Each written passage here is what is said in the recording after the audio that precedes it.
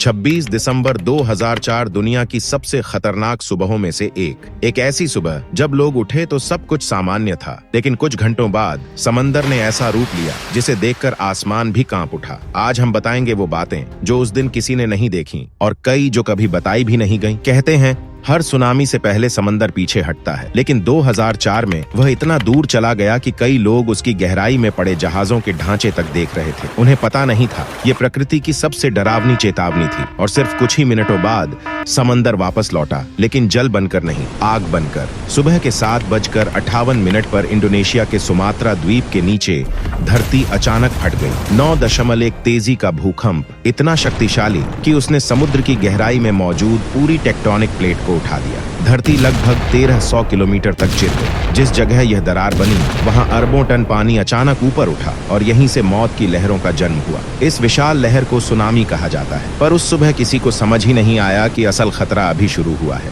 भूकंप के 18 मिनट के अंदर पहली लहर सुमात्रा के आंचे प्रांत से टकराई। लहरों की ऊंचाई लगभग 20 मीटर, 25 मीटर और कुछ जगहों पर 30 मीटर तक पहुंची। इतनी ऊंचाई जितनी 8 से 10 मंजिलों की इमारत की होती है। सड़कें, घर, कारें, लोग सब कुछ लहरों के नीचे गायब हो रहा था। शहर के नक्शे का आधा हिस्सा पानी में समा चुका था। लोग समझ ही नहीं पाए कि यह क्या हो रहा है, और हुआ भी बहुत जल्दी। इतना जल्दी कि कुछ सेकंड भी काफी थे किसी की दुनिया उजाड़ने के लिए। 2 घंटे बाद लहरें थाईलैंड पहुंची। सुंदर, शांत, टूरिस्टों से भरी हुई बीच, लेकिन समंदर का व्यवहार अजीब हो गया था। पानी पीछे हटता जा रहा था। समुद्र का फर्श दिखाई दे रहा था। लोग हंसते हुए, वीडियो बनाते हुए उसकी तरफ बढ़ रहे थे। किसी को नहीं पता था कि यह मौत की एक खामोश चाल है। और फिर दूरी से उठता हुआ एक अजीब सा काला धुंधलापन जो असल में एक राक्षसी लहर थी। कुछ ही सेकंड में वह लहर बीचों पर टूट पड़ी। सैकड़ों लोग उसी पल समंदर में समा गए। धूप, रेत और लहरों का खूबसूरत नजारा एक ही झटके में तबाह हो गया। सुबह 9:30 सुनामी की दिशा बदल चुकी थी और अब वह भारत और श्रीलंका की ओर बढ़ रही थी। श्रीलंका में पानी इतनी तेजी से आया कि लोग भागने से पहले समझ भी नहीं पाए। कहा जाए देश की सबसे मशहूर ट्रेन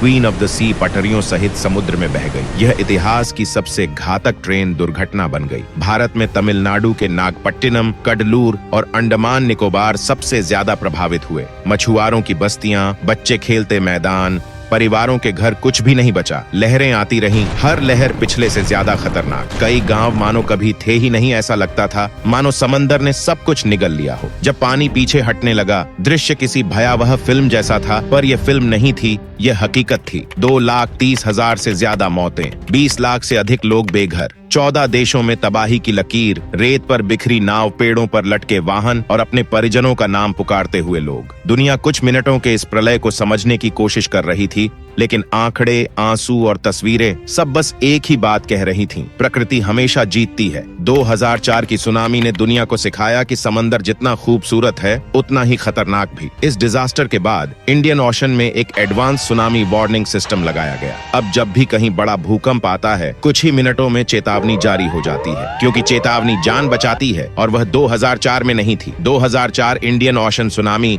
सिर्फ एक प्राकृतिक आपदा नहीं, बल्कि यह याद दिलाती है कि हम चाहे कितनी भी शक्तिशाली तकनीक बना लें, प्रकृति की शक्ति हमेशा उससे आगे रहेगी। और ऐसी वीडियो देखने के लिए चैनल को सब्सक्राइब करें।